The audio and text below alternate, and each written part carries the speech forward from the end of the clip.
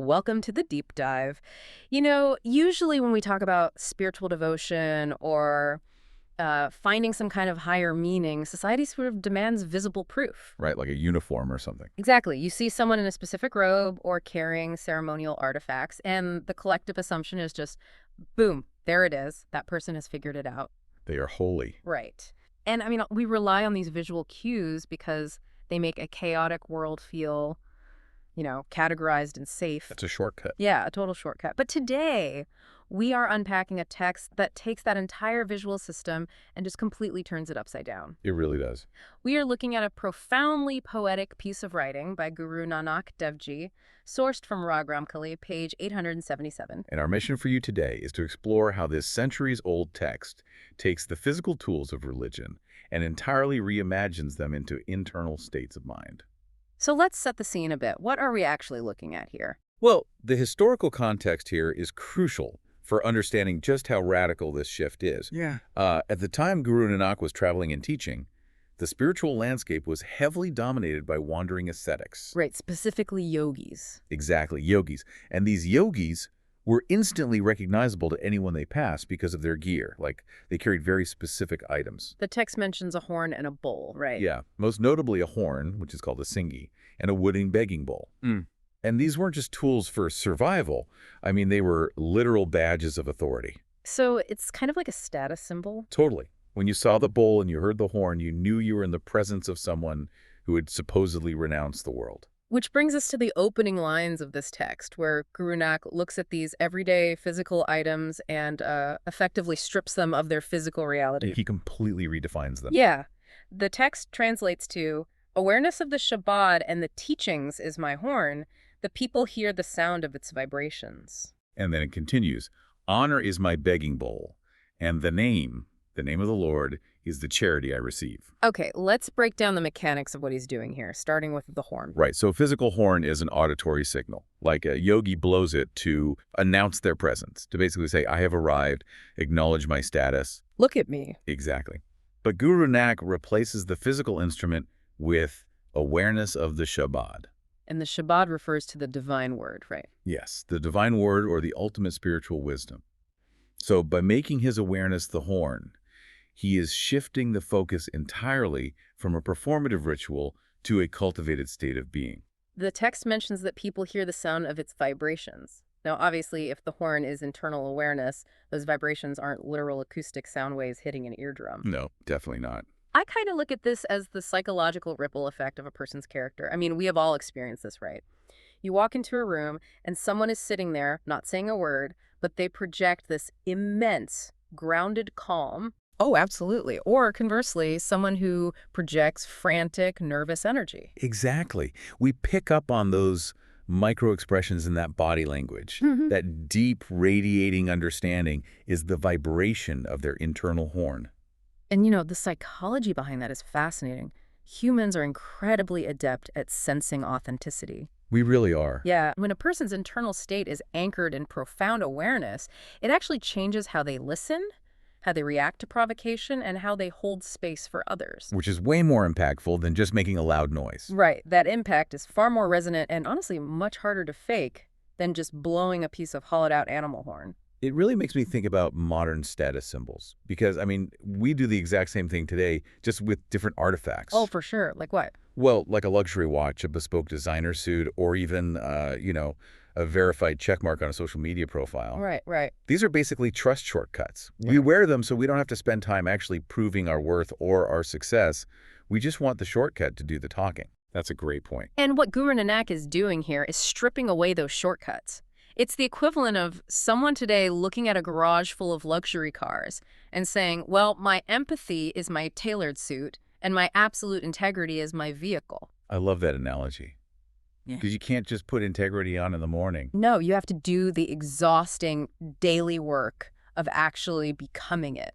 And that requirement for active cultivation carries perfectly into the second metaphor, which is the begging bowl. Right, so let's get into the bowl. Okay, so a physical wooden bowl is a passive receptacle.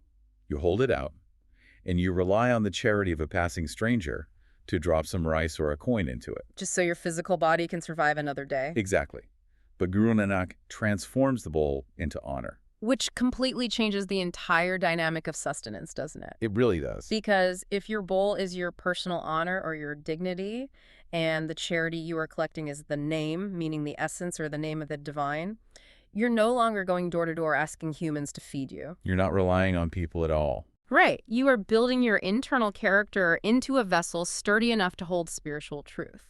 The power dynamic completely shifts from human reliance to divine reliance. Yeah. I mean, think about it. A physical yogi with a physical bowl is ultimately dependent on the society they claim to have renounced. Yeah. If no one gives them food, they starve. Exactly. By internalizing the bowl as honor and the sustenance as the divine name, the practitioner creates a self-sustaining spiritual ecosystem. They are tapping directly into the source. Okay, but if you completely strip away the physical tools and the reliance on the community for alms, it creates this massive vacuum of authority. How so? Well, if a seeker isn't relying on their artifacts or the charity of the village, who exactly are they supposed to look up to? Ah, right. That naturally forces us to examine the figure that these yogis idolized, which brings us to the text's mention of Gorakh. Yes, Gorakh or Gorakhnath. He was a highly revered, legendary historical yogi believed to have lived around the 11th century. And for the various sects of yogis wandering the landscape during Guru Nanak's time, Gorakh was the absolute pinnacle. He was the guy. He was the guy. He was the master, the founder of their specific traditions, and the figure they dedicated their grueling physical practices toward. And the text addresses this directly, but it completely reclaims the name. It does, yes. It says, "O Baba, Gorakh is the Lord of the universe. He is always awake and aware. He alone is Gorakh who sustains the earth. He created it in an instant." It is just a masterful pedagogical move. paRe, how so? Well, Guru Nanak is speaking directly to followers who have spent their entire lives bowing to the lineage of this human master. Right, they are super dedicated to him. Exactly. But he doesn't tell them their devotion is entirely pointless. Instead, he expands the definition of the word they are already using. Ah, I see. He's saying that the true Gorakh isn't a man who lived centuries ago and passed away. The true Gorakh is the ultimate creator. Okay, let me push back on that approach, though. Yes, sir. Go ahead. If his ultimate goal is to get his followers to stop relying on human masters and look toward the universal creator, why even use the name Gorakh?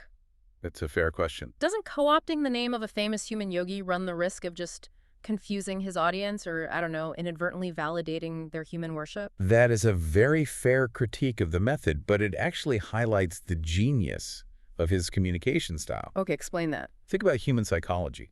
If you walk up to a devoted group and simply tell them, your master is dead and your philosophy is wrong, what happens? They get defensive immediately. Exactly. Their cognitive walls go right up. Yeah. But by using the name Gorakh, he bypasses that initial defensiveness. Ah, it's like a Trojan horse for truth. Yes, he takes a concept they deeply revere and uses it as a bridge to a much grander universal truth.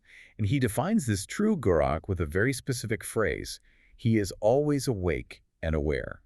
That specific phrasing is deeply comforting. Isn't it? Yeah. Think about the implications of aiming your devotion at a human being. Humans are inherently fallible. We really are. We have moods, we get tired, we age, and ultimately we sleep. But directing your devotion to the sustainer of the earth, an entity that is perpetually awake and aware, it completely removes the anxiety of abandonment. You don't have to worry that the cosmic engine is going to stall out because the person in charge needed to take a nap. Right. And exploring that cosmic engine leads us to the actual architecture of what this unsleeping creator has built. Which is incredibly profound. Because if the true Gorakh is the sustainer, we have to look at what exactly is being sustained and, more importantly, how humanity interacts with it. Right. And the text gets incredibly vivid here, outlining the actual mechanics of our existence. It describes this majestic binding together of elements. It says, binding together water and air, he infused the breath of life into the body and made the lamps of the sun and the moon. Beautiful imagery. It goes on, to die and to live, he gave us the earth.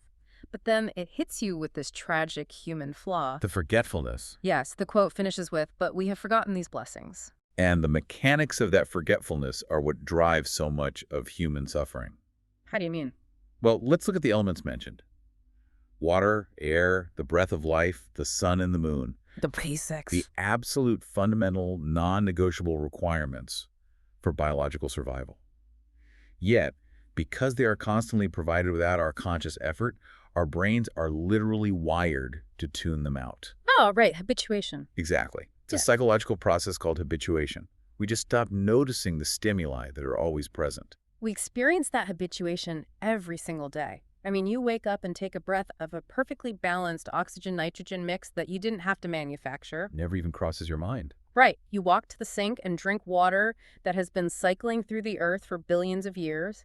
You step outside and there's a massive, literal nuclear furnace in the sky. The lamp of the sun. Yeah, the lamp of the sun giving you the exact amount of warmth and light needed to prevent the planet from freezing over. It's staggering when you actually stop to think about it. It is. We are strapped into a monumental, flawlessly running cosmic life support system. And what do we do with this miracle? You complain. We sit in traffic and have an absolute meltdown because the Bluetooth connection in the car is lagging. It's so true. We allow minor inconveniences to completely overwrite the miracle of our existence. This is wild. And the text points out this forgetfulness because it is the root cause of spiritual emptiness. When you forget the magnitude of the gifts you are freely given every second, you develop a false sense of scarcity. Like you never have enough. Right. You start believing that you don't have enough. And when you feel like you don't have enough, you start chasing those trust shortcuts we talked about earlier. Exactly. You chase some money, validation, or the loudest horn you can find to prove to everyone that you actually matter. And overcoming that scarcity mindset requires returning to the very first line of the text, the horn of awareness. So it all connects back. It does. Remembering these cosmic blessings, actually pausing to recognize the air, the water, the sun. That is the practical application of blowing that internal horn. You have to pay attention. You cannot be aware of the Shabad if you are sleepwalking through the physical miracles right in front of you. But, that raises a very practical problem for you listening. What's that? Acknowledging the sun and the air is great when you're sitting alone on a quiet morning, but the world is loud. It really is. We are constantly surrounded by distractions, societal pressures, and other people who are deeply entrenched in their own egos and their own visual status symbols. Right. So how is a person supposed to navigate that environment without constantly losing their spiritual core? Well, the text anticipates that exact struggle. Guru Nanak explicitly mentions having to navigate a world filled with various spiritual figures. Right. He lists siddhas, seekers, yogis, wandering pilgrims, and teachers. Yeah. And to give you some context, siddhas were believed to be perfected beings who had achieved immense supernatural powers through intense asceticism. So he is walking into an environment filled with people who have massive egos attached to their spiritual achievement. And his strategy for dealing with them is incredibly revealing. That's brilliance. He doesn't challenge them to a debate. The text says, if I meet them, I chant the Lord's praises, and then my mind serves him. Right. He completely sidesteps the intellectual wrestling match. Why do you think he does that? Let's look at the cognitive mechanics of it. Engaging in an ego-driven debate about theology, like arguing over whose begging bowl is more authentic or whose master is more powerful, that requires immense cognitive and emotional bandwidth. It's exhausting. It trains your mental reserves completely. By choosing to chant praises instead, he is actively guarding his internal state. That makes a lot of sense. When your mind is fully occupied with awe and gratitude toward the Creator, there is simply no processing power left to get dragged into the mud of human ego. It's like an active psychological shield, which maps perfectly onto the physical metaphors he introduces next. Oh, these are arguably the most striking images in the entire piece. They really are. The text reads, paper and salt, protected by ghee, remain untouched by water, as the lotus remains unaffected in water. The chemistry of this metaphor is just brilliant. Let's unpack it. Okay, think about the physical properties of unprotected paper and salt. Sure. If you drop a piece of paper into a bucket of water, the water rapidly breaks down the cellulose fibers. The paper disintegrates, it loses its structural integrity completely. And salt is even more vulnerable. Yeah. You drop a handful of salt into water and it dissolves almost instantly. It ceases to exist as a separate, distinct entity and just becomes part of the water. Now consider ghee, which is clarified butter. Yeah. Ghee is a pure lipid. Okay. It is highly hydrophobic, meaning it chemically repels water molecules. Right. Oil and water don't mix. Exactly. So if you take that fragile piece of paper or that highly soluble grain of salt and you completely coat it in ghee, you can submerge it in that same bucket of water. And what happens? The water cannot penetrate the lipid barrier. The paper remains crisp, the salt remains crystallized. They exist inside the destructive environment, but they are entirely untouched by it. I look at this chemically, mapping it to the daily human experience. Right. The paper and the salt represent our fragile, easily distracted human attention. We are inherently vulnerable. Absolutely. And the water represents the relentless barrage of daily life, like the stress, the arguments, the endless notifications, the societal pressure to perform. The daily grind. Yeah. If we wade into that water unprotected, our peace of mind disintegrates just like the paper. Our spiritual focus dissolves just like the salt. Exactly. So the ghee has to be the constant awareness we just talked about. Yes. It is the chanting of praises, the internal honor, the remembrance of the true gorakh. That is the exact mechanism the text is illustrating. And notice, the spiritual practices aren't designed to take you out of the water. Right, you're still submerged. That is a crucial distinction. Many ascetic traditions taught that the only way to remain pure was to retreat to a cave, to avoid the water entirely. Just run away from society. Right. But Guru Nanak is arguing something far more difficult, but ultimately more practical. He is saying you must live in the world. You have to interact with the water. You must interact with the siddhas and the yogis and the chaos of society. But if you coat your mind in the hydrophobic shield of divine awareness, the chaos cannot dissolve your core. This second metaphor reinforces this perfectly. The lotus flower. Oh, it's a beautiful image. The lotus doesn't grow in pristine, sterile environments. Its roots are buried deep in the murky, muddy bottoms of ponds. It needs the mud. It literally requires the water and the mud to survive. But the flower itself pushes up through the muck and blooms above the surface. Right. Its petals are naturally water repellent. The muddy water constantly splashes against it, but the dirt just rolls off, leaving the flower completely unblemished. It lives in the mud, but it is not of the mud. Exactly. The lotus is the ultimate symbol of enlightened engagement with the world. You're grounded in reality, drawing nutrients from your daily life, but your awareness is elevated. So well said. And achieving that state of being protected by the ghee, of rising like the lotus, leads directly to the final, sweeping conclusion of the text. Right. The text ends with this incredibly heavy question. It asks, "Those who meet with such devotees, O servant Nanak, what can death do to them?" What can death do to them? It sounds like a rhetorical flourish, but it is a deeply logical conclusion based on everything he has just set up. Oh, so. Well, think about what death actually has the power to destroy. Death can only destroy the physical world. Exactly. It can shatter the physical begging bowl. It can rot the physical horn. It can certainly destroy the human body. It dissolves the unprotected paper. Precisely. The domain of death is strictly limited to the material. Right. But what happens if you've spent your life internalizing your existence? If your horn isn't bone, but awareness of the Shabad? And if your bowl isn't wood, but honor? Yes. If your devotion isn't to a mortal human who will die, but to the eternal creator who is always awake? You have effectively moved your core identity out of the jurisdiction of death. Because death cannot touch the name. It cannot touch the Shabad. It cannot touch the sustainer of the universe. Wow. When your identity and your daily awareness are entirely anchored to the eternal, you become spiritually untouchable. The fear of death loses its grip on your psychology. Completely. You can live boldly, engage with the world fully, and navigate the muddy waters with complete freedom, because the most vital part of who you are is already merged with something immortal. That is a staggering journey to take in such a short amount of text. Let's kind of trace the path of how we got here, because the architecture of this philosophy is incredibly tight. It really is. We started by dismantling the visual culture of holiness. We threw away the physical horn that demands attention, and the wooden bowl that begs for sustenance. And in their place, we picked up an internal awareness that radiates outward, and an internal honor that relies directly on the divine. From there, we address the human need for authority. Right, we recognize the pedagogical brilliance of taking a revered human name, Gorakh, and expanding it to mean the unsleeping, eternal creator who sustains the universe. Then we confronted our own dangerous habituation. You know, that psychological flaw of waking up every day and ignoring the monumental miracles of the air, the water, and the massive lamps of the sun and moon. And finally, we learned the mechanics of survival. We learned how chanting praises acts as a cognitive shield against ego. We learned how to coat our fragile attention in spiritual ghee, allowing us to swim in the highly corrosive waters of daily life without our core identity dissolving. To the point where we can bloom like the lotus, so completely anchored in the eternal that the threat of death is rendered entirely irrelevant. It is an absolute masterclass in moving from the superficial to the transcendent. Now, as we wrap up this deep dive, we want to leave you with something provocative. Yes, we want to take these ancient metaphors and plant them squarely in your modern reality. The metaphor of the paper, the salt, and the ghee is too practical to just leave as a theoretical concept. I want you to evaluate your own environment.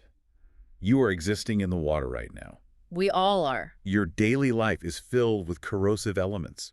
I mean, the stress of your career, the endless cycle of bad news, the interpersonal conflicts that threaten to dissolve your peace of mind. You are the salt. The world is the water. So the ultimate question you have to answer is, what is your ghee? What is the specific practice, the designated mindset, or the daily moment of awareness that you use to coat your mind before you step out into the water? Is it taking 5 minutes of deliberate silence to recognize the miracle of your own breath before you look at a screen? Is it an active practice of gratitude when you feel the warmth of the sun on your face? Or is it returning to a specific piece of wisdom that anchors you when someone tries to drag you into a pointless argument? You have to identify your ghee. You have to actively coat yourself in it every single day. Because if you do the work to build that hydrophobic shield, you will be amazed at how the chaos of the world just rolls right off you. Find your ghee. It's a profound challenge. I don't think I'll ever look at a glass of water or a sunny day or even my own daily anxieties the exact same way again. It changes your whole perspective. It really does.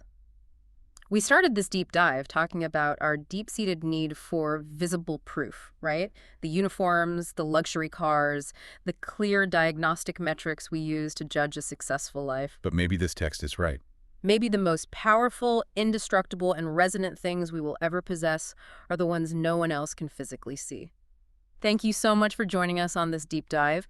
Keep exploring the material, keep questioning your own routines, and whatever you encounter out there in the water today, keep your internal horn vibrating.